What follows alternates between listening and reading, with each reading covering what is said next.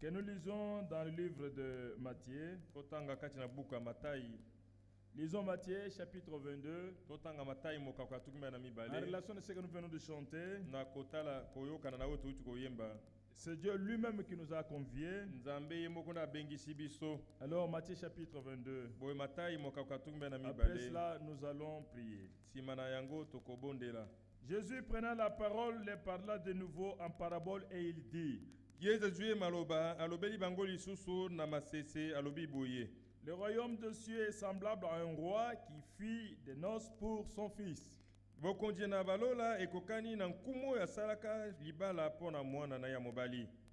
C'est le roi qui doit faire cette invitation pour les noces de son fils. Il envoya ses serviteurs appeler ceux qui étaient invités aux noces. Mais écoutez la réaction de ces gens invités. Normalement, celui qui est invité ne fait absolument rien. C'est celui qui invite qui prépare tout. Il a tout fait, il a tout accompli.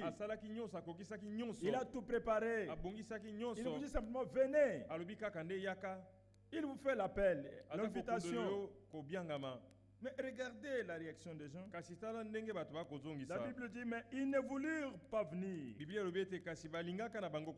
Il envoya encore d'autres serviteurs en disant: dites aux conviés, voici j'ai préparé mon festin. Mes bœufs et mes bêtes grasses sont tués. Il dit même que tout est prêt. Venez aux noces. Regardez, malgré que la première fois ils ont refusé, mais il ne veut pas, après avoir préparé le festin, qu'il n'y ait pas de gens. Il faut que les gens viennent à ce festin. Alors il insiste pour la deuxième fois. Paul dit: nous vous en supplions, frères, soyez réconciliés avec Dieu. C'est avec une supplication que Dieu nous invite. Voilà pourquoi chaque fois la parole de Dieu nous est adressée. Chaque fois le Seigneur toque à la porte de notre cœur pour que nous puissions nous rendre à lui. Verset 5. Mais sans s'inquiéter de l'invitation, il s'en allait. Celui-ci a son champ, celui-là a son trafic. Et les autres se saisirent des serviteurs, les outragèrent et les tuèrent. Le roi fit irriter Il envoya ses troupes. Atindi mampinga na ye. Ses meurtriers et abomaki babomi wana mpe atumbaka engumba na bango. Alors il dit à ses serviteurs, boye alobi na basali na les ye, noces sont prêtes. Elambo ebongami. Il faut que les gens entrent. Esengeli bato bakoto. Mais les conviés n'étaient pas dignes. Ba bien ba bongaki na yango te. Allez donc dans les carrefours. Abokende bo na makuta ya nzela. Appelez aux noces tous ceux que vous trouverez. Na fete libala banyos bo okuta. Les serviteurs allèrent dans les chemins. Basane bakendaki katikata banzela. Rassemblèrent tous ceux qu'ils trouvèrent. Basangisaki banyos bakutaki. Bato malamu na ya mabe. Bongo ndako ya fete libala etondaka na ba biangami. Même si vous refusez à répondre à l'invitation. Mais les noces auront bel et bien lieu. Et la salle sera pleine. Le roi entra pour voir ce qui était à table. Et il aperçut là un homme qui n'avait pas revêtu un habit de noces. Il lui dit, mon ami, comment es-tu entré ici sans avoir un habit de noces? Cet homme eut la bouche fermée. Alors le roi dit au serviteur, liez-lui le pied et les mains, jetez-les dans les ténèbres du dehors, et il y aura de pleurs et des grincements de dents. Verset 14. Car il y a beaucoup d'appelés, mais peu d'élus. Lèvons nos mains. Prions pour notre assemblée ce matin. Demandons la grâce de Dieu sur nous, pour que nous écoutions son invitation encore ce soir et que nous puissions répondre favorablement à cette invitation. Prions. Nous te disons merci, notre bien-aimé Père Céleste, pour cette grâce. Depuis que Jésus m'a libéré, il n'y a pas longtemps, j'étais si chargé.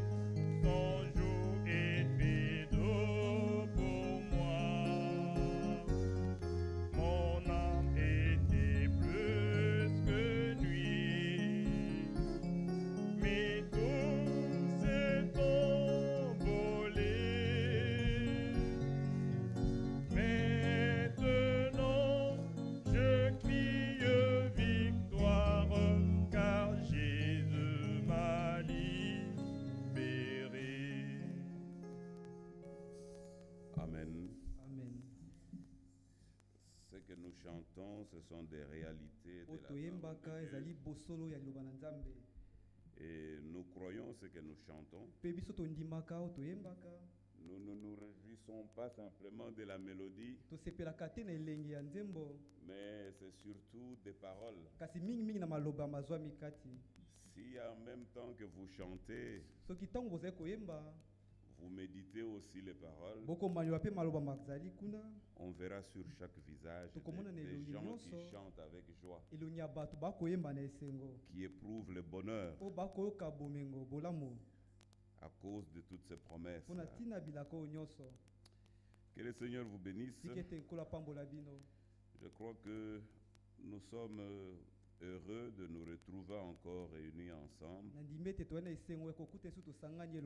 pour avoir une communion avec le Seigneur dans sa parole. Et je crois que c'est en ayant une communion comme cela avec le Seigneur, comme il est écrit dans 2 Pierre, je crois. Je lis rapidement dans 2 Pierre, où il est écrit au chapitre 1er, le verset 3, que sa divine puissance nous a donné tout ce qui contribue à la vie et à la piété au moyen de la connaissance de celui qui nous a appelés par sa propre gloire et par sa vertu. Celle-ci nous assure de sa part les plus grandes et les plus précieuses promesses,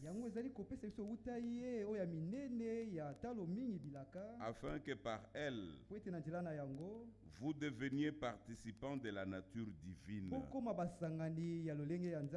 Amen. C'est ça le but que le Seigneur atteint. Et nous aussi, en venant d'une manière assidue au réunion, nous recevons. Et l'esprit du Seigneur et les sentiments de Jésus-Christ, nous le recevons en nous au moyen de la foi, en écoutant les paroles des promesses qui nous sont apportées. Je lisais dans une brochure le frère Branham qui disait quelque chose qui l'amusait. Il voyait nos jeunes filles telles que nous les avons ici, nos enfants. Elles entrent à l'église, elles ont 15, 16 ans, 14 ans. Quand elles entrent dans l'église, selon la nature même de la femme, elles cherchent à paraître, elles cherchent à être belles, et elles nous le font voir par les cheveux. J'espère qu'elle n'est pas là. Parce que hier j'étais avec une de nos filles ici, avec des cheveux bien soignés, collés sur le visage. Je crois qu'elle ne pensait qu'à ses cheveux. Et dans son cœur, le frère Branham riait un peu. C'est parce qu'il savait que plus nos enfants viennent écouter la parole, plus la nature divine s'introduit en eux, et plus elle demeure dans l'écoute de la parole, plus nous les voyons aussi se transformer. La parole de Dieu est une puissance qui transforme. Amen. Il riait. Il disait l'essentiel, c'est que nous tous tels que nous sommes, avec nos faiblesses, avec nos manquements, que nous ne manquions pas d'écouter la parole de Dieu. Nous avions de faiblesses autrefois que nous n'avons plus aujourd'hui. Où est-ce qu'elles sont parties ces faiblesses? Plus nous écoutons la parole de Dieu, plus la parole de Dieu nous purifie. Amen. Donc soyez encouragés, frères. Même lorsque vous venez comme cela, peut-être que vous étiez venu pour espérant rencontrer un frère, mais il n'est pas venu. Cela n'est pas un problème. Vous vous dites, mais pourquoi il y a très peu de gens dans l'église? Cela n'est pas un problème. Dieu est celui qui conduit nos pas. Et par sa parole, Dieu fait un travail dans nos cœurs. Nous avons lu avec le frère Jean dans Matthieu, Matthieu chapitre 22, à partir du premier verset. Jésus, prenant la parole, leur parla de nouveau en parabole et il dit: le royaume des cieux est semblable à un roi qui fit des noces pour son fils. Il envoya ses serviteurs à appeler ceux qui étaient invités aux noces, mais ils ne voulurent pas venir. Il envoya encore d'autres serviteurs en disant: dites aux conviés, voici j'ai préparé mon festin. Mes bœufs et mes bêtes grasses sont tués. Tout est prêt. Venez aux noces. Moi j'ai déjà tout fait. J'ai tué mes vaches, mes bêtes grasses.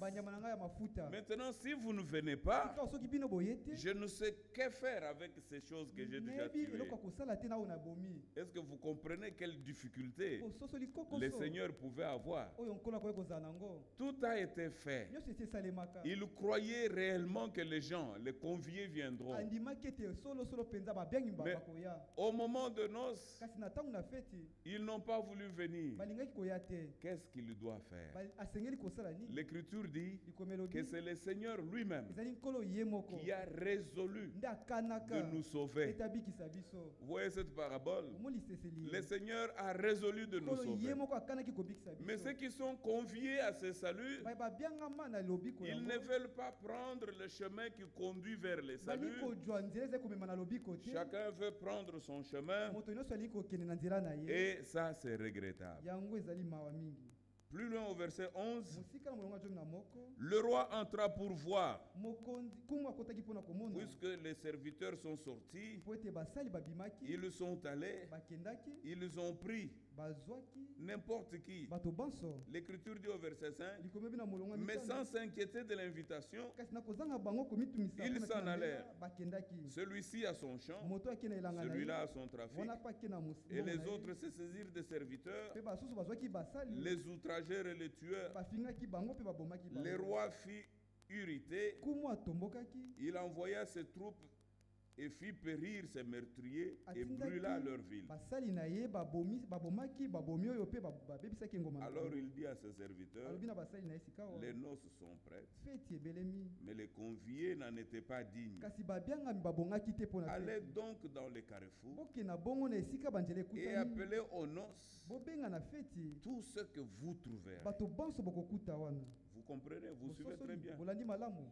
Les conviés pour qui les noces étaient préparées, ils se sont montrés indignes de ces noces-là. Ils ont même fait du tort aux serviteurs du roi. Le roi s'est fâché, il a envoyé ses troupes.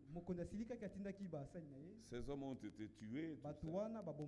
Mais il dira à ses serviteurs, allez, prenez n'importe qui, amenez-les. Et ça, c'est nous. Il fallait que cela arrive pour que la promesse qui avait été faite à Abraham, en toi seront bénies toutes les familles de la terre. Il fallait que cette promesse-là s'accomplisse.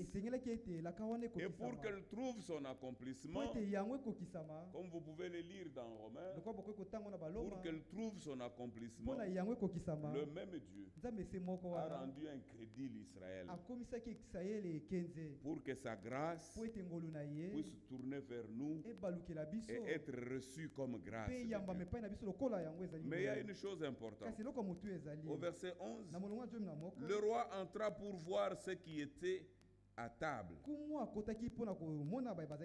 Et il aperçut là un homme qui n'avait pas revêtu un habit de noces. Il lui dit, mon ami, comment es-tu entré ici sans avoir un habit de noces? Cet homme, il a la bouche fermée.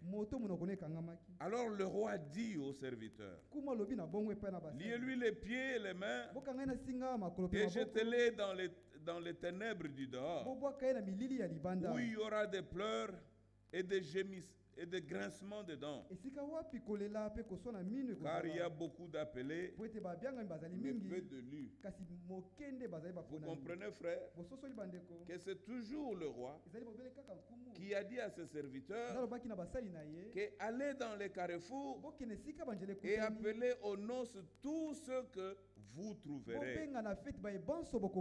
Il n'a pas déterminé quelle qualité de personne. Lorsque ces gens sont entrés, ils se sont mis à table, il vient pour voir qui sont ses invités. Il voit quelqu'un qui n'avait pas d'habit de noces. Il n'avait pas d'habit de noces. Mais par où était-il entré? Bien-aimés frères, aujourd'hui, c'est véritablement un temps de préparation pour nous. Nous nous préparons pour ces noces-là. Ce sont des choses qui sont vraies. Le Seigneur a déjà préparé tout cela pour nous. Il attend simplement les conviés. Mais bien aimés frères, lorsque nous suivons la pensée ici, il y a donc une catégorie de personnes. Puisque ici, il est question de l'église des nations. Israël a rejeté l'offre. Le Seigneur a tourné sa face vers l'église des nations. Mais tout ça, ce ne sont pas des choses qui arrivent comme cela par hasard. C'était dans les plans de Dieu. Même les personnes qui doivent venir aux noces, ce sont des personnes que Dieu a connues d'avance. Lorsque vous lisez dans l'évangile de Jean, Jean au chapitre 1er, l'Écriture dit, on va lire à partir du verset 10, non, à partir du verset 12. Verset 12. L'Écriture dit, mais à tous ceux qui l'ont reçu, à ceux qui croient en son nom, il a donné le pouvoir de devenir enfants de Dieu, lesquels sont nés, non du sang, ni de la volonté de la chair, ni de la volonté de l'homme, mais de Dieu. Amen. Ils sont nés de la volonté de Dieu. Gardons ceci à l'esprit. Allons dans 1 Pierre. Nous allons prendre une écriture que nous avons étudiée hier. 1 Pierre chapitre 1er. À partir du verset 1er aussi. Pierre, apôtre de Jésus-Christ, à ceux qui sont étrangers et dispersés dans le pont, la Galatie, la Cappadoce, l'Asie et la Bithynie, et qui sont élus selon la préscience de Dieu le Père. Vous comprenez qu'ils sont élus. Or, l'élection s'est faite avant que l'homme même ne soit appelé. L'élection s'est faite selon la prédestination de Dieu, alors que nous n'étions pas manifestés comme hommes dans cette chair. Tous ceux-là que Dieu a élus, il les a élus dès avant la fondation du monde. Ils étaient en Dieu, non pas comme des individus tels que nous sommes ici. C'est pour cela que je ne suis jamais d'accord lorsque les gens disent, les branhamistes ont souvent l'habitude de dire cela. Hein, les branhamistes. Ils veulent tout extrapoler. Ils te rencontrent sur la route. Bonjour frère. Alors quelqu'un lui dit, je vais vous dire ce qui s'est passé. Un jour on se retrouve en Mbujimayi. On était à l'aéroport, on a fini notre mission avec frère Moïse et les autres frères. On rentrait déjà à Kinshasa. Je vois un grand pasteur de Mbujimayi, un des plus grands branhamistes. Il ne faisait que me regarder. Puis à un moment donné, on se rapproche. Moi je savais qui il était. Je dis bonjour pasteur. Il dit bonjour mon frère. Mais où est-ce qu'on a déjà été ensemble? J'essaie de lui donner où il pouvait être possible qu'on se soit rencontrés. Mais ce n'était pas partout là-bas. Alors, pour passer outre, il dit, bon, vous savez frère, peut-être tous les enfants de Dieu étaient en Dieu avant d'être manifestés. Ça c'est vrai, je dis amen. Et vous dites peut-être que, vous savez, qu'on s'est connus. Dans l'éternité. Mais dans l'éternité, nous étions en Dieu. Nous étions des attributs en Dieu. Nous étions des pensées en Dieu. Une pensée, pour qu'elle soit manifestée, il faut qu'elle soit prononcée. Amen. Parce que vous ne savez pas quelles sont les pensées que j'ai en moi. Il faut que j'exprime mes pensées. N'est-ce pas? Donc si j'étais avec Adonis, dans le Seigneur, je ne le connaissais pas avec ses visages, je ne le connaissais pas comme cela. Il n'était rien qu'une pensée. C'est lorsqu'il a été manifesté Il est devenu chair. Il a été manifesté en tant qu'homme. Moi aussi. Et lorsque nous nous sommes rencontrés dans les Seigneurs, c'est-à-dire comme nous nous rencontrons ici, puisqu'il a écouté l'évangile, moi aussi j'ai écouté l'évangile. Le Seigneur nous a conduits à nous rencontrer un jour.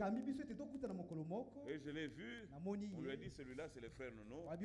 Et moi on m'a dit, oui, c'est le frère Adonis. Depuis ce jour-là, je crois que j'ai dépassé un frère sur le chemin tout à l'heure. Je l'ai regardé. J'ai dit, on dirait un visage que je connais. C'est plus tard que je me suis dit, c'est peut-être un frère. On dirait le frère là. C'était vous, frère? Oui, oui, c'était lui. Oui. Alors que je l'ai déjà vu ici. Mais avant de le voir ici, je ne le connaissais pas. Il y a des frères que je vais connaître aujourd'hui, puisque je vais le voir. Nous allons nous connaître maintenant. N'est-ce pas? Pourtant, nous étions une pensée dans les Seigneurs. Nous ne nous sommes pas connus là-bas.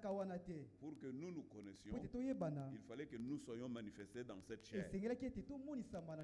Amen. Bien aimés frères. Et l'élection a été faite depuis ce temps-là. Alors Paul dit ici, et Pierre dit ici, et qui sont élus selon la préscience de Dieu le Père,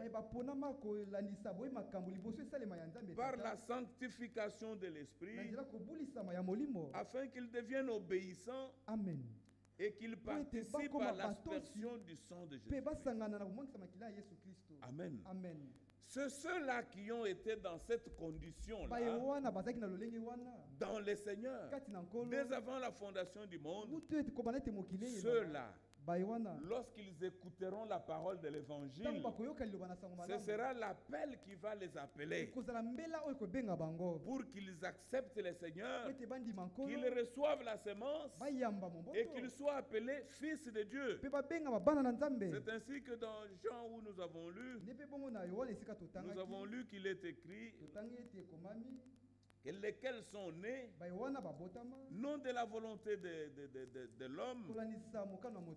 Lisons pour que ce soit correct. Il est écrit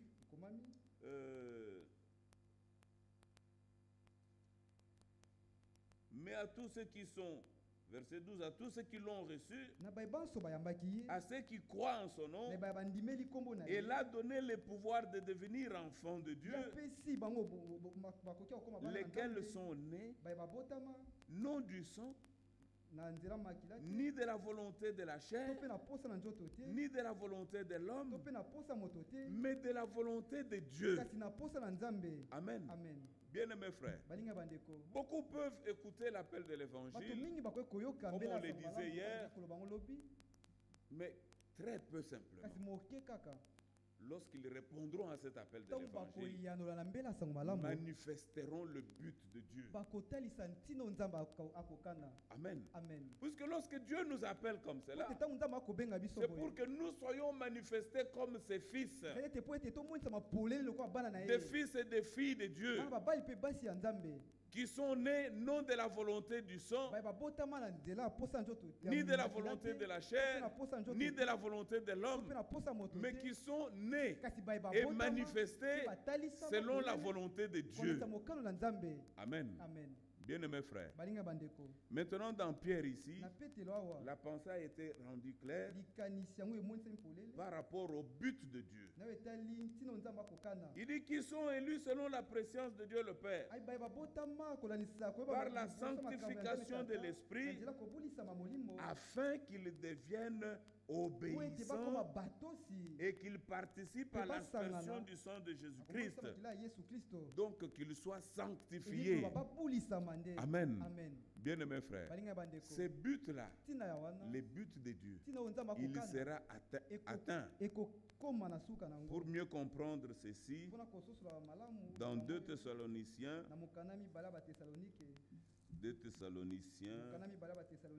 vous comprenez, frère, que il y a moyen que vous-même, vous puissiez vous rendre compte que vraiment, je ne suis plus ce que j'étais avant. Avant, j'étais un enfant désobéissant, un homme rebelle. Et puis tu as cru à la parole. Même quand tu as cru à la parole, tu n'es pas devenu tout de suite obéissant. Tu as commencé à obéir des choses dont tu étais capable d'obéir.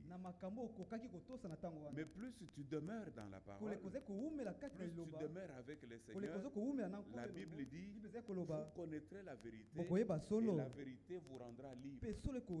C'est-à-dire qu'elle vous purifiera, elle vous sanctifiera, la parole de Dieu. Mais en même temps, nous sommes dans l'église, nous voyons les personnes avec lesquelles nous sommes venus au Seigneur. Les autres sont restés les mêmes. On ne voit pas de différence qui démontre que cet homme a jeté des racines dans la parole de Dieu. Il est resté le même. Les uns sont devenus des enfants de Dieu obéissants. On ne sait plus reconnaître le vieil homme là. On voit un homme nouveau dont la vie a complètement été transformé. Lorsqu'il écoute la parole de Dieu, il accepte de tout son cœur. Lorsqu'il rencontre encore des difficultés dans sa chair par rapport à la parole de vérité qu'il écoute, c'est vraiment quelque chose qui le tourmente. C'est un poids sur son cœur. Il est constamment devant le Seigneur. Oh Dieu, fais-moi grâce et pitié de moi. Le sang a été versé. Le prix a été payé. Toutes les chaînes du diable sont tombées. Seigneur, je le crois. Mais en moi, j'ai encore ceci. Voilà l'homme qui a reçu la grâce. Ce n'est pas un homme qui vit dans la boue et il n'a pas de soucis, il n'a pas de remords dans son cœur. Mais il se réconforte au-dedans de lui-même en disant que là où le péché a abondé, la grâce a surabondé. Non. Lorsque nous avons vu hier dans les livres des titres, comment la grâce nous donne un enseignement. La grâce qui nous dit, dans ta situation, tu es un homme condamné. À cause du péché, tu étais mort. Mais Dieu t'a fait grâce. Il t'a justifié. Il ne compte plus tous tes anciens péchés. Qu'est-ce que tu vas faire pour manifester ton amour pour Dieu? C'est de chercher que Dieu puisse te libérer davantage et que tu te rapproches davantage de lui, qu'il te fasse encore davantage grâce, afin que nous soyons dépouillés de tout ce que nous étions. Comme Paul le dit dans Philippiens, nous avons lu hier. Amen. Bien-aimés frères, c'est ça. Mais ce n'est pas un homme qui peut dire, oh, mais Dieu nous a fait grâce. Là où le péché a abondé, il nous a fait grâce au double de nos péchés. Donc même mes péchés que je commettrais, oh, je sais que Dieu a déjà pardonné, comme s'il s'agissait des indulgences dans l'église catholique. Non, frère. Avant de lire dans Thessaloniciens, je voudrais qu'on lise dans je crois que c'est dans Jean, dans l'épître de Jean, 1 Jean chapitre 3, verset 4. Quiconque pratique les péchés transgresse la loi, et les péchés la transgression de la loi. Or vous savez que Jésus apparut pour ôter les péchés, et il n'y a point en lui de péché.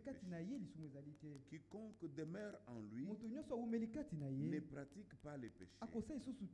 Quiconque pratique les péchés ne l'a pas vu et ne l'a pas connu. Petits enfants, que personne ne vous séduise. Celui qui pratique la justice est juste, comme lui-même est juste. juste. Celui qui pratique le péché est du diable.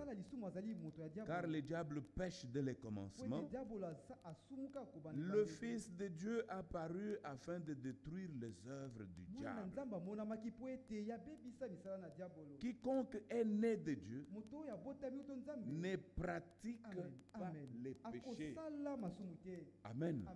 Celui qui est né de Dieu ne pratique pas les péchés. Qu'est-ce que cela veut dire? Cela veut dire qu'il n'a pas la vie du péché. Il n'a pas le désir du péché dans son cœur. Celui-là qui est né de Dieu, s'il peut manifester une faiblesse dans la chair et qu'il puisse tomber, il ne s'affectionne pas à cela. Il ne reste pas tombé. Il se relève. Il voit pourquoi il est tombé. Il recommande cela au Seigneur et il va de l'avant. Amen.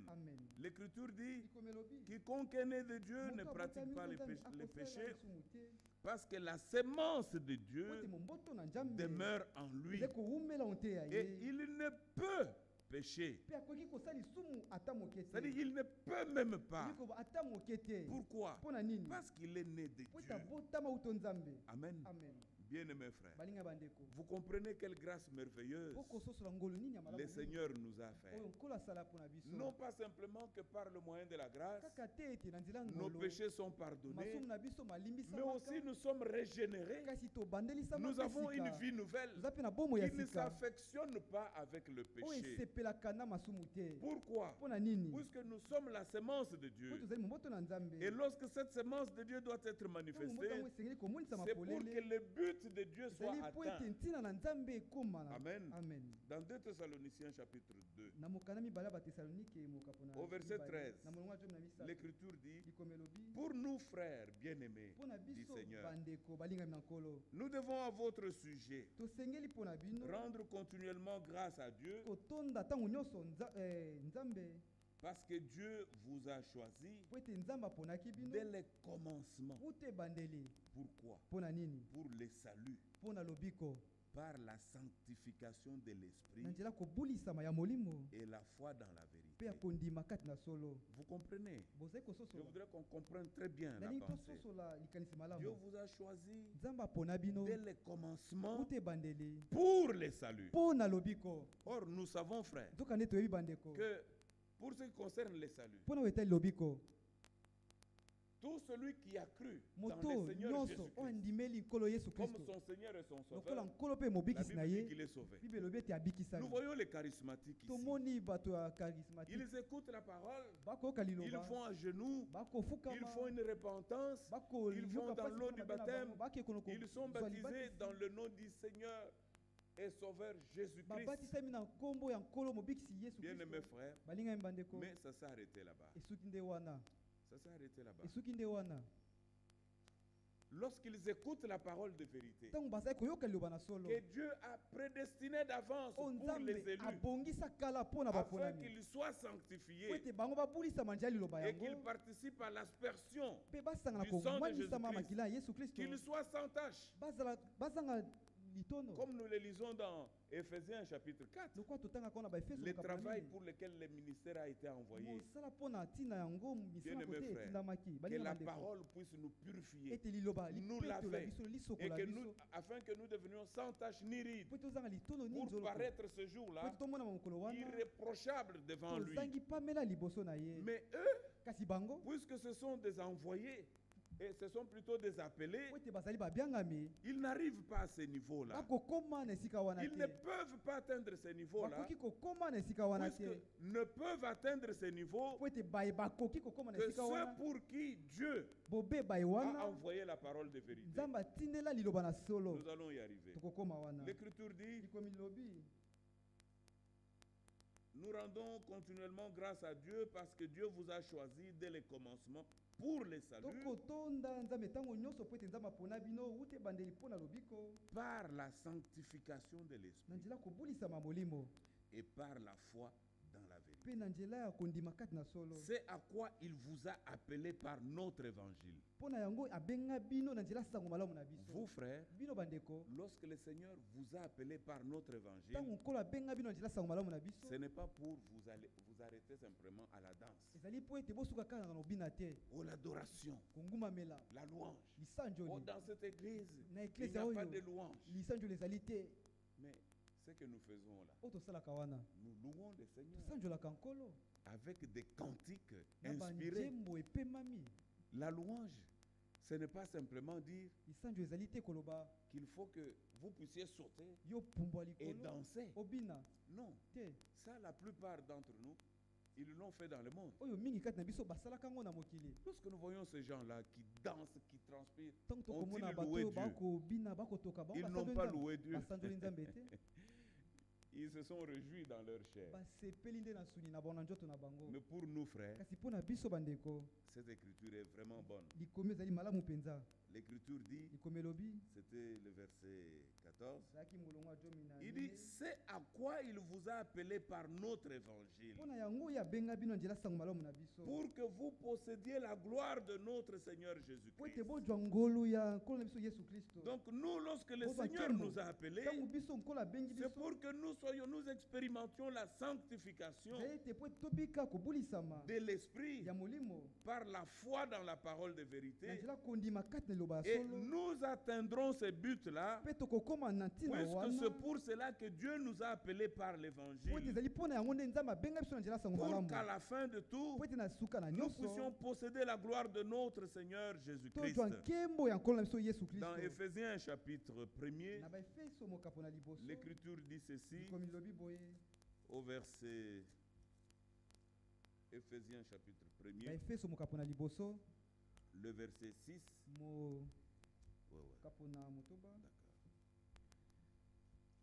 Il dit ceci au verset 6. Prenons à partir du verset 5. Il dit, il nous a prédestinés dans son amour à être ses enfants d'adoption par Jésus-Christ, selon le bon plaisir de sa volonté. C'est-à-dire selon la manière dont il a arrêté les choses dès avant la fondation du monde. Pourquoi? Pour célébrer la gloire de sa grâce, dont il nous a favorisés dans le bien-aimé. Verset 12. Afin que nous servions à célébrer sa gloire, nous qui d'avance avons espéré en Christ. Bien-aimés frères, dans tout ceci, nous voyons ici la pensée de l'élection divine pour les élus, pour ceux à qui les saluts et la gloire ont été destinés. Il y a dans toutes les Écritures, il y a cette pensée-là de l'élection. Quand vous lisez dans Romains, au chapitre 9, nous connaissons tous cette écriture puisque nous nous réjouissons de cette écriture. Chapitre 9, le verset 10. Et de plus, il en fut ainsi de Rebecca qui conçut seulement d'Isaac, notre père. Le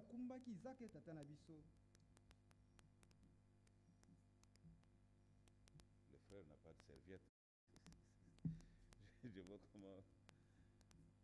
Et le verset 11, car les enfants n'étaient pas encore nés et ils n'avaient fait ni bien ni mal, afin que les desseins d'élection de Dieu subsistent sans dépendre des œuvres et par la seule volonté de celui qui appelle. Quand il fut dit à Rebecca, l'aîné sera assujetti au plus jeune, selon qu'il est écrit, j'ai aimé Jacob et j'ai haï Ésaü. Bien-aimés frères, ainsi notre vie est déjà prédestinée d'avance. Le but de notre vie, ça je vais vous le dire, nous sommes sur cette terre. Peut-être que beaucoup de gens ne comprennent pas pourquoi Dieu les a choisis. Il les a envoyés sur cette terre.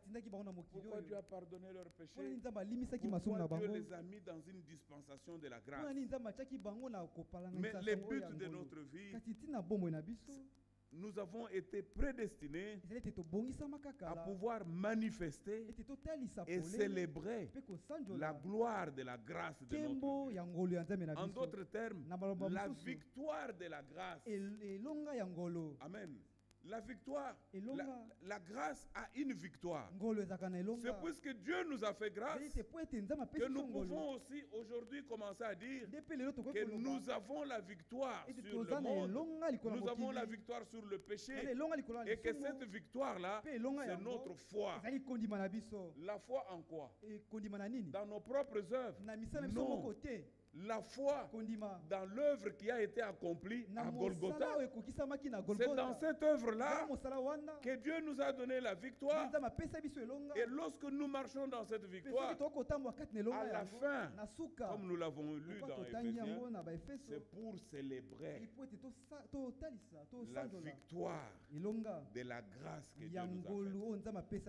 C'est ainsi que lorsque vous lisez, remarquez qu'à la fin, dans 1 Jean,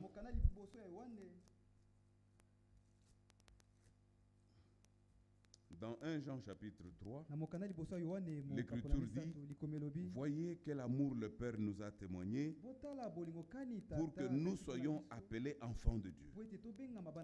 Et l'apôtre confirme, il dit, nous les sommes. Si le monde ne nous connaît pas, c'est qu'il ne l'a pas connu. Bien-aimé, il confirme, il dit, bien-aimé, nous sommes maintenant enfants de Dieu. Et c'est que nous serons n'a pas encore été manifesté, mais nous savons que lorsqu'il paraîtra, le Seigneur, quand est-ce que le Seigneur paraîtra? À quel moment?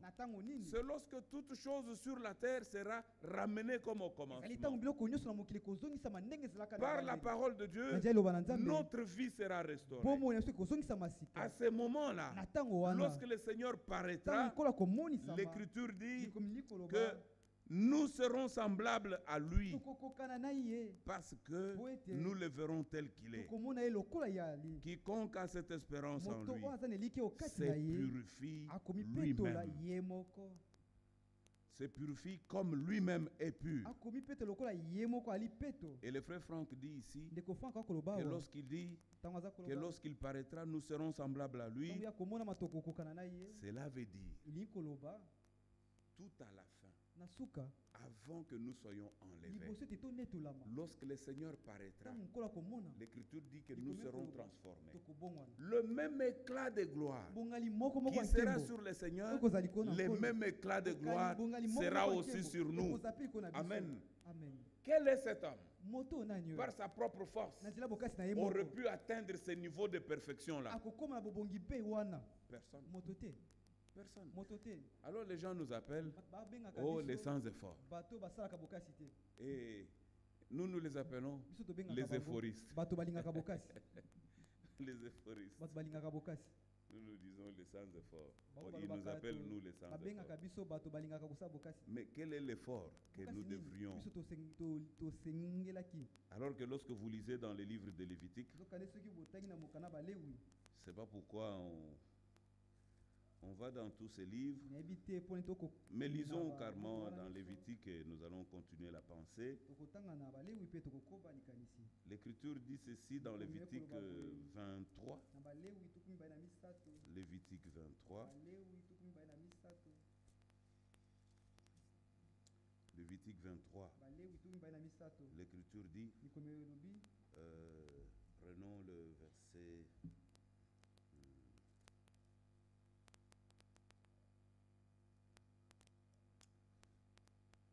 Le verset 4. Voici les fêtes de l'Éternel, les saintes convocations que vous publierez à leur temps fixé. Le premier mois, le 14e jour, du mois, entre les deux soirs, ce sera la Pâque de l'Éternel. Amen. Vous connaissez tous la Pâque. Lorsque vous lisez dans 1 Corinthiens 5, les versets 6 et 8, 6 à 8, là Paul dit ceci. Moi je suis déjà dans 1 Corinthiens 5. Le verset 6, l'Écriture dit, c'est bien à tort que vous vous glorifiez, vous qui voulez faire des efforts. C'est bien à tort que vous vous glorifiez. Ne savez-vous pas qu'un peu de levain fait lever toute la pâte? Faites disparaître le vieux levain, afin que vous soyez une pâte nouvelle, puisque vous êtes sans levain, car Christ, notre Pâque, a été immolé. Qu'est-ce qui fait de nous que nous soyons sans levain? C'est puisque Christ, notre Pâque, a été immolé. Christ en étant immolé, c'est son sang qu'il a versé. Le sang ayant été versé, ce sang a fait expiation de tous nos péchés. Amen. Il a fait expiation de tous nos péchés. Et maintenant il dit, célébrons donc la fête au verset 8, non avec du vieux levain, non avec un levain de malice et de méchanceté, mais avec le pain sans levain, de la pureté et de la vérité. Amen. Bien mes frères, vous voyez qu'au moyen de la rédemption, non simplement la rémission de nos péchés, l'expiation de ces péchés, mais aussi nous avons un pain nouveau, un pain sans levain, de la pureté. C'est la pureté de la vie et de la vérité. C'est pourquoi lorsque vous rentrez dans Lévitique 23, la fête qui suit, c'est la fête de pain sans levain. Le verset 6.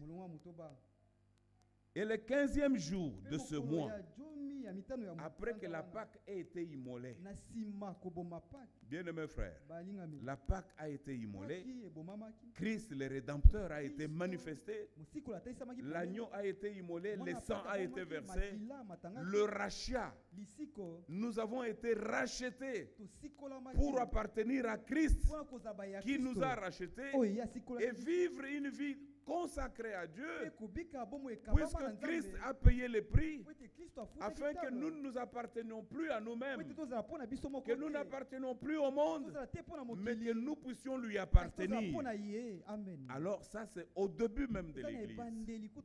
Alors on décrète maintenant une autre fête, la fête des pains sans levain, en l'honneur de l'Éternel. Vous mangerez pendant 7 jours des pains sans levain. Le premier jour, vous aurez une sainte convocation. Vous ne ferez aucune œuvre servile. Qui comprend très bien le français qui puisse nous expliquer? Vous ne ferez aucune œuvre servile, frère. C'est ça. Amen. Vous ne ferez aucune œuvre servile. C'est à quel moment? C'est après que Christ ait été immolé, notre Pâque a été immolé. C'était au commencement de l'Église. Amen. Christ a été immolé, le sang a été versé, il a fait expiation de nos péchés, il a envoyé le Saint-Esprit le jour de la Pentecôte pour que l'Esprit conduise l'Église en nous convainquant de la vérité, nous conduisant dans toute la vérité. Quand tu fais quelque chose de mal, l'Esprit te convainc. C'est contraire à la volonté de Dieu. Amen. Verset 7. Le premier jour, vous aurez une sainte convocation. Vous ne ferez aucune œuvre servile. Vous offrirez à l'Éternel pendant 7 jours des sacrifices consumés par le feu. Le 7e jour, il y aura une sainte convocation. Vous ne ferez aucune œuvre servile. On s'arrête là. On pourra peut-être lire Lévitique 23 plus tard. On m'a donné une grande liberté de prêcher autant de jours que je voudrais.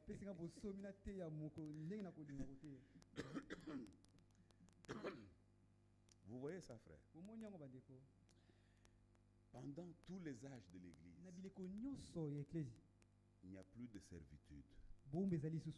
Amen. Personne ne doit nous dire faites ceci, ne faites pas cela, faites ceci. Non, non. Cela était annoncé, nous avons lu ça hier.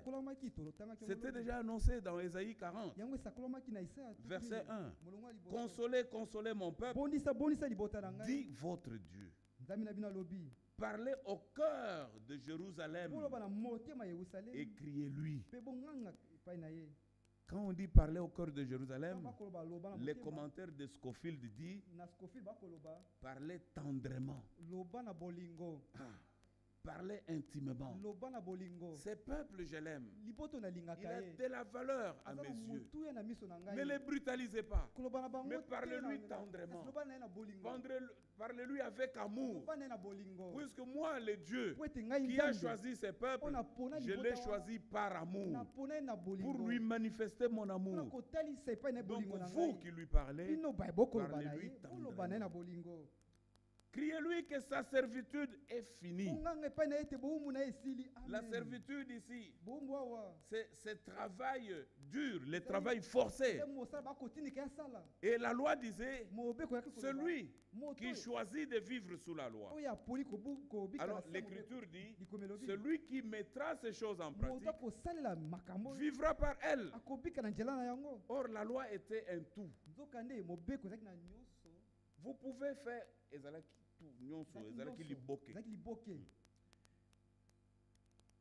vous pouvez accomplir 80%. Mais à cause de la chair, vous avez échoué. On ne va pas dire non, on lui donne 8 sur 10. Non, non. On lui donne 0. Il a échoué. Donc le jugement de la loi tombe sur lui. Vous comprenez cela, frère? Mais Dieu nous a fait grâce. Il dit, parlez-lui. Dites-lui que sa servitude est finie et que son iniquité est expiée et qu'elle a reçu de la main de l'Éternel au double de tous ses péchés. Donc, les jugements par rapport à tous nos péchés, Dieu nous a fait grâce.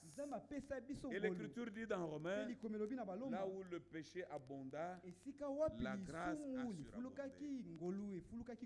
Trouvez-vous une exhortation là-bas pour continuer à vivre dans les péchés? N'avez-vous pas compris que si en écoutant toutes ces paroles, vous trouvez là-bas un encouragement en disant, il a pardonné mes péchés passés, mes péchés d'aujourd'hui et même les péchés que je commettrai. Quel est ce cœur-là qui a reçu la grâce de Dieu, qui a compris pourquoi le Seigneur lui a fait grâce, qui aurait encore le désir d'aller faire les péchés pour venir plonger dans le bain de la grâce? Quel est ce cœur-là? Non. Celui-là, il doit revoir un peu quelque chose dans son expérience. Puisque Dieu nous a appelés, il nous a fait grâce pour atteindre un but. Lorsque vous lisez dans Jean chapitre 12, Jean chapitre 12, le verset 24. En vérité, je vous l'ai dit, si le grain de blé qui est tombé en terre ne meurt, il reste seul. Mais s'il meurt, il porte des fruits. Porter des fruits. Après que les grains de blé soient morts en terre, il meurt, il doit porter le fruit. C'est-à-dire que le même grain sera manifesté. Tout ce qui était dans le premier grain qui a été mis en terre, c'est tout ce qu'on va retrouver dans le fruit. Amen. Est-ce que vous comprenez cela, frère? Ce qu'il était, le premier grain de blé, tous les autres grains qu'il va porter après qu'il soit mort auront le même patrimoine génétique. Donc tout ce qui était dans le premier grain va se retrouver au sommet dans les grains qui sont produits par la mort de ces premiers grains. Bien-aimés frères, la vie vient par la semence. Mais pour que cette vie-là soit manifestée, il faut que la semence passe par la mort. La semence passe toujours par la mort pour manifester la vie. Un jour, un frère est venu prêcher chez nous dans notre assemblée. C'était le frère Gabi. Alors il parlait de la vie, de la nouvelle vie. Il dit, prenez un noyau de mangue, jetez-les dans la terre. Quelques jours après, si vous grattez, vous verrez que ce noyau-là a pourri. Mais puisqu'il y avait un germe de vie, il y a déjà une tige qui pousse. Cette petite tige-là, c'est déjà une nouvelle vie. Le noyau est passé par la mort. Et dans la mort, une nouvelle vie est sortie. Cette nouvelle vie qui est sortie, c'est un nouveau manguier. Qu'est-ce qui a fait germer ce nouveau manguier? C'est la vie qui était dans le noyau. Il est vrai que lorsque la tige la pousse même jusqu'à un certain niveau comme ça, si vous allez creuser tout autour, vous verrez que il y a toujours ces vieux noyaux-là, mais qui se détruit de plus en plus. Pendant que la nouvelle vie pousse dans la tige, les noyaux, l'ancien là, il se détruit davantage. Amen. Bien aimé frère, ça c'est merveilleux. Moi je loue le Seigneur pour Jésus-Christ. Puisque Jésus-Christ est le grain de blé qui a été mis en terre. Il est passé par la mort afin de pouvoir manifester une vie nouvelle. Des fils et des filles de Dieu qui vont être manifestés. Ne vous inquiétez pas, frère. Lorsque vous sentez encore des pesanteurs qui vous attirent vers le monde, ne vous inquiétez pas. Faites confiance dans le Seigneur.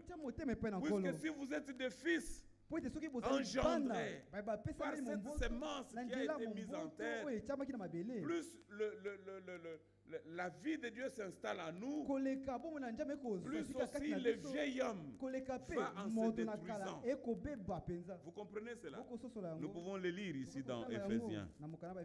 Je crois que ça se trouve aussi dans Éphésiens. Éphésiens chapitre 4. Est-ce que c'est là? L'Écriture dit ceci, au verset 20. Mais vous, ce n'est pas ainsi que vous avez appris Christ. Si du moins vous l'avez entendu, si conformément à la vérité qui est en Jésus, c'est en lui que vous avez été instruits à vous dépouiller par rapport à votre vie passée du vieil homme.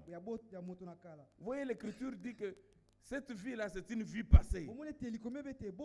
La vie du vieil homme-là, c'est une vie passée. Du vieil homme qui se corrompt, qui se corrompt par les convoitises trompeurs. Verset 23. Et à être renouvelé dans l'esprit de votre intelligence, et à revêtir l'homme nouveau, créé selon Dieu. Amen. Cet homme nouveau est créé selon Dieu dans une justice et une sainteté qui produit la vérité. C'est cette parole de vérité que nous avons. C'est ça notre nourriture pour permettre que notre homme nouveau grandisse et que davantage le vieil homme et sa vie et ses œuvres puissent aller en disparaissant. Oui. Et tôt ou tard, plus tard, nous serons manifestés comme des fils de Dieu obéissants. Moi qui étais désobéissant autrefois, je venais à l'église. J'ai prié Dieu. J'ai gêné. Mais je ne voyais rien. Le jour où Dieu dans son amour commence à me transformer par sa parole. Pourquoi? Puisque je me suis laissé exposer à la parole de Dieu. J'ai laissé la parole de Dieu me pénétrer dans tous les domaines. L'Esprit de Dieu est allé fouiller dans tous ces domaines. Et lorsqu'il a sorti tout qui était en moi, un jour, je me retrouve obéissant à la parole de Dieu. Et je suis étonné moi-même. Je dis, tiens, c'est pas vrai. C'est pas vrai. Je n'étais pas capable de faire ça, de vivre de cette manière. Je me retrouve en train de vivre. Alors je réalise que je suis arrivé dans l'étape où Paul pouvait dire que ce n'est plus moi qui vis. Si je vis maintenant dans cette chair, ce n'est plus moi qui vis, mais c'est Christ lui-même qui vit en moi. Qu'est-ce que cela veut dire? Que les grains de blé qui étaient au commencement a donné sa vie, passant par la mort, pour que cette vie-là vienne en moi. Qu'est-ce qui va être manifesté? C'est Jésus-Christ qui est ressuscité, qui vit maintenant en moi, puisque c'est par sa vie que moi je suis vivant. Bien aimé, ça vous rassure. Ça vous rassure. Lorsque vous pouvez voir, parce que chacun se connaît. Il connaît des choses qu'il faisait. Et puis après, il sait comment il a combattu cela lorsqu'il a commencé à prier. Mais puisqu'il a placé sa confiance dans le Seigneur, puisqu'il s'est exposé devant la parole de Dieu, la parole de Dieu a commencé à les transformer. Et maintenant il voit que lui qui était rebelle, il est devenu obéissant. C'est une grande joie, une confirmation aussi. Il comprend que maintenant ce n'est plus moi, c'est le Seigneur lui-même qui vit en moi. Amen.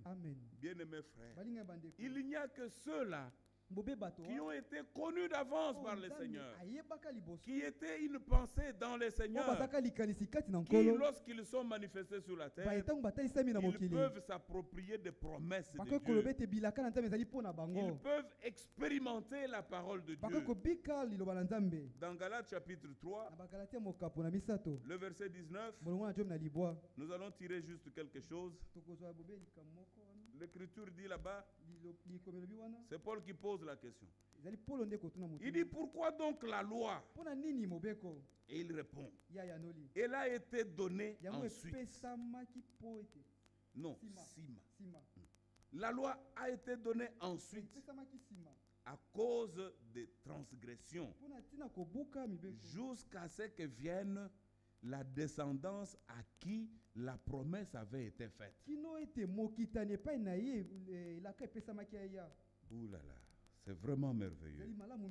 Il dit, la loi a été donnée. Elle est venue après. Mais avant que la loi ne vienne, le Seigneur avait déjà fait une promesse. Amen.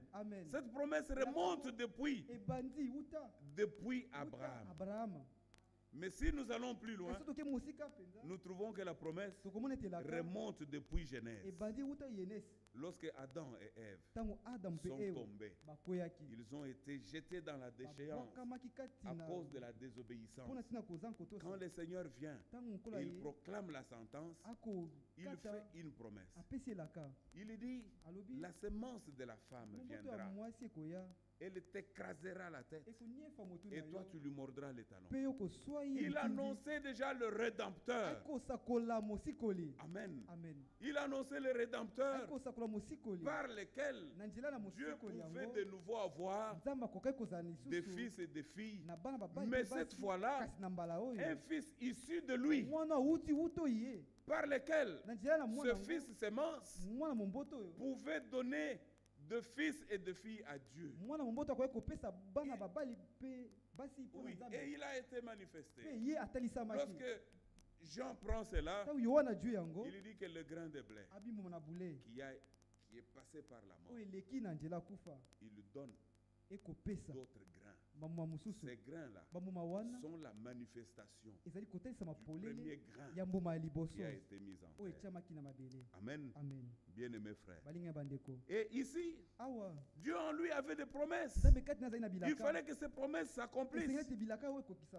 La loi est venue, mais les promesses ne s'accomplissaient pas, puisqu'il fallait que la descendance, la postérité, qui devait posséder ces promesses-là, puisse être manifestée d'abord.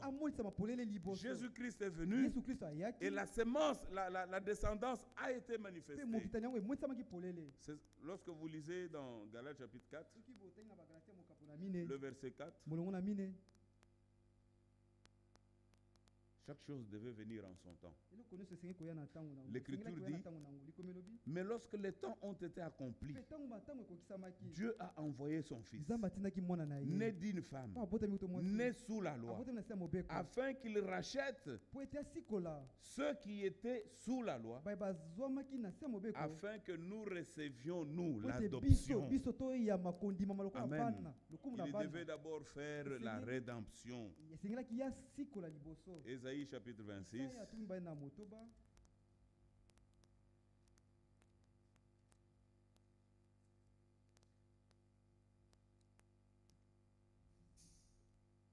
Ésaïe 26, à partir du verset 16, le prophète écrit, il dit, Éternel, ils t'ont cherché quand ils étaient dans la détresse. Ils se sont répandus en prière quand tu les as châtiés. Comme une femme enceinte sur le point d'accoucher, c'est tort et crie au milieu de ses douleurs. Ainsi avons-nous été loin de ta face, ô Éternel. Nous avons conçu, nous avons éprouvé des douleurs. Et quand nous enfantons, ce n'est que du vent. Le pays n'est pas sauvé. Et ses habitants ne sont pas venus à la vie. Amen. Ça c'est grave. Et nous étions aussi dans cette situation. Et beaucoup de gens, dans des églises, ils sont aussi dans cette situation. Bien-aimés frères, rentrez un peu en vous-même. Comptez un peu combien de fois nous avons gêné, nous avons prié pour que quelque chose change en nous. Combien de fois nous avons écouté les gens, nous n'avons pas écouté Dieu. Nous avons écouté les gens. Moi, quand j'étais catholique, puisque j'étais catholique, et puis je suis rentré dans ma religion d'origine, c'était la protestante. Et de là, Dieu m'a conduit à recevoir la parole. Mais lorsque j'étais catholique, j'étais tout le temps à la chapelle. Puisque j'étais à l'internat. J'étais à la chapelle. Je me mettais là. J'ai prié. Au point que les gens pensaient que j'allais suivre mes cours au séminaire pour devenir prêtre. Et là, j'étais à l'école primaire. Et puis quand je suis rentré chez mes parents, je suis redevenu protestant. Alors les prêtres là nous ont donné une mauvaise orientation. Chaque samedi, on allait au confessionnat. Et on disait aux prêtres, et pour nous empêcher que la prochaine fois je ne tombe pas dans les mêmes choses, il pouvait me dire, tu vas prier les chapelets 50 fois.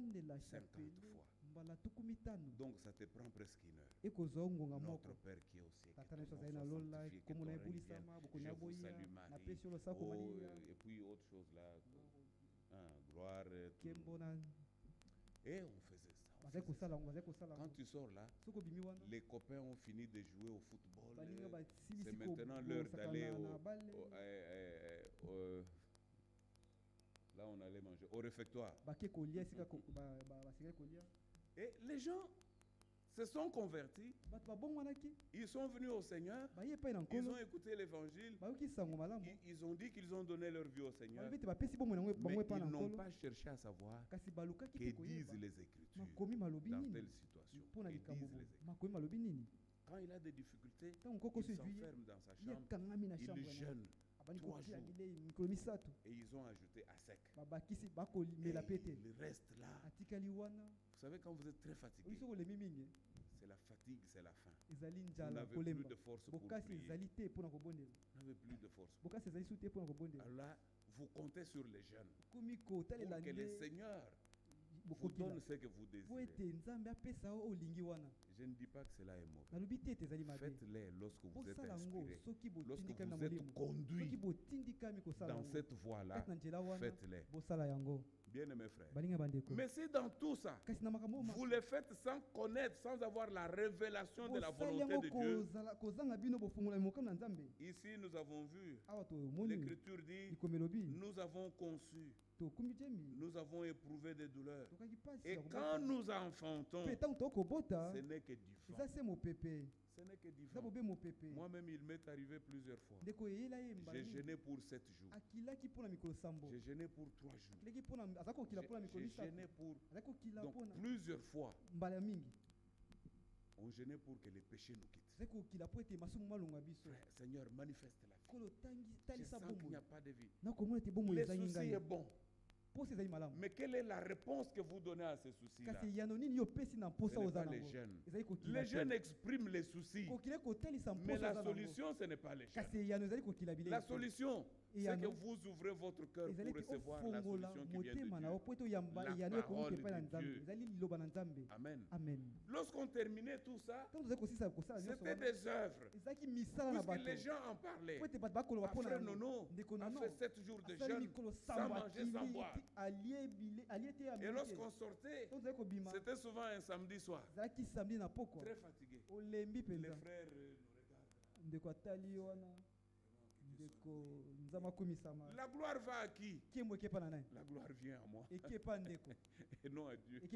La gloire est venue à moi. Les gens me regardent avec admiration. Il a fait 7 jours. Les Moïse ici sont allés à Kimwanza.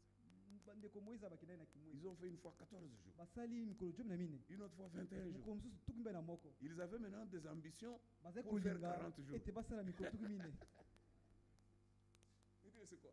Vous vous mettez en compétition avec les seigneurs ou quoi? Ou avec Moïse? Non, frère. Il faut laisser le Seigneur lui-même, par sa parole, nous transformer et transformer notre vie.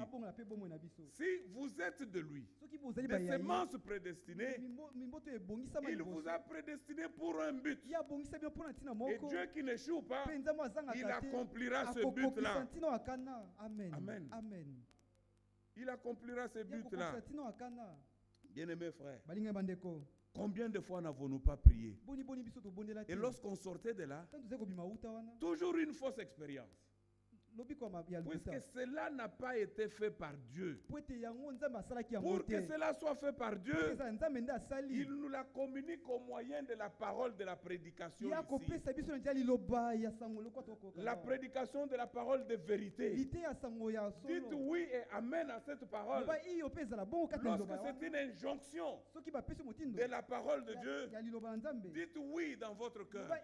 Commencez par croire et vous verrez la chose s'accomplir. Ne commencez pas par réfléchir. Comment est-ce que moi je vais faire pour que ces mal puissent me quitter? Comment je vais faire pour que ces liens puissent me quitter? Commencez à dire amen à la parole de Dieu. Croyez que Dieu qui a dit sa parole, il va le faire. Demeurez dans la foi avec la parole de Dieu et vous le verrez s'accomplir. Amen. Vous le verrez s'accomplir. J'ai beaucoup fumé dans ma vie. Je ne pouvais même plus rire en public. Tellement que mes dents étaient sombres. C'était devenu noir. J'ai donné ma vie au Seigneur. C'était un souci dans mon cœur. J'allais au culte. J'écoutais la parole. Et sur le chemin de retour, j'avais mon paquet de cigarettes. Je l'allume. Après, je pleure. Seigneur. Je suis allé au culte régulièrement. J'écoutais la parole de Dieu régulièrement. Puis un jour, un vieux ami avec qui j'étais au campus vient me voir à la maison. On commence à causer, on sort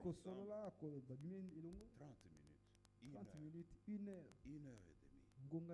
Je vois des oranges qui viennent, j'achète, on mange. Puis il me dit, tu as commencé à prier. Je dis, par quoi tu le vois? Ah, gloire à Dieu. Je ne lui ai pas dit, ah, tu sais, moi j'ai tout abandonné. J'ai commencé à prier. Mais on est resté ensemble pendant près de 2 heures. Il a vu que quelque chose a changé. Il m'a dit, tu pries? J'ai dit oui. Par quoi tu l'as vu? Il dit non, j'ai vu beaucoup de choses. Ce qui est visible, c'est que tu ne fumes pas. Parce qu'on a fait près de 2 heures, tu ne fumes pas. J'ai réalisé qu'en effet, je ne fumais plus. Depuis je ne sais combien de temps. Et c'est jusqu'aujourd'hui que je ne fume plus. Il y a beaucoup de choses. Lorsque vous avez donné votre vie au Seigneur, bien-aimés frères, laissez le Seigneur lui-même transformer cette vie-là. Laissez le Seigneur faire de toi une création nouvelle. Bien-aimés frères, désirez voir et avoir une assurance en vous-même que réellement vous êtes un élu. Malgré toutes les difficultés que vous avez connues depuis que vous priez, mais un jour, vous verrez que des choses qui étaient difficiles pour vous autrefois, aujourd'hui, ça ne pose plus un problème. Dieu vous a rendu capable. Vous êtes devenu un fils obéissant. Quand vous vous rendez compte que vous obéissez à la parole, sans que cela soit un problème, parce qu'il y a des gens qui pleurent. Mais ce que Dieu demande, là, je ne peux pas le faire. Mais à certains d'autres, lorsque le Seigneur dit quelque chose, même si elle est difficile, il dit Amen. Amen. Quand il rentre chez lui, Seigneur, je me confie en toi. Tu sais aussi que c'est ma faiblesse, mais je te fais confiance. Je sais que puisque toi tu le veux, cette chose va partir. Amen. Bien-aimés frères, rassurons-nous. Dieu nous a appelés et il nous a élus pour accomplir son but. Et le but de Dieu n'échouera jamais. Amen. Que le Seigneur vous bénisse. Je ne sais pas comment on va faire. Le frère Jean est là. Frère Jean. Ah, Jean est là. J'ai vu un frère là-bas et j'ai confondu. Que le Seigneur est là. Celui qui conduit la bataille. Celui qui dirige toutes choses. Et ce qui nous donne encore plein de courage, c'est que nous ne sommes pas non plus seuls. Lorsque nous voyons de frères et de sœurs autour de nous, nous savons que les mêmes souffrances par lesquelles nous passons, il y a de frères autour de nous qui traversent les mêmes souffrances, qui connaissent les mêmes difficultés. Quelle force ils ont pour continuer à marcher. Cette source qui leur donne cette force-là, elle est aussi disponible pour moi. Il me suffira de crier, Seigneur, viens à mon secours, aide-moi à être relevé. Le même Seigneur qui est le leur, il est aussi le mien. Amen. Amen. Soyez rassurés et soyez encouragés. Que le Seigneur vous bénisse. Amen. Chantons 291. Et que chacun puisse répondre à ce que Dieu a dit en lui parlant. Page 83. Comme il balait na tuku libwa na moko.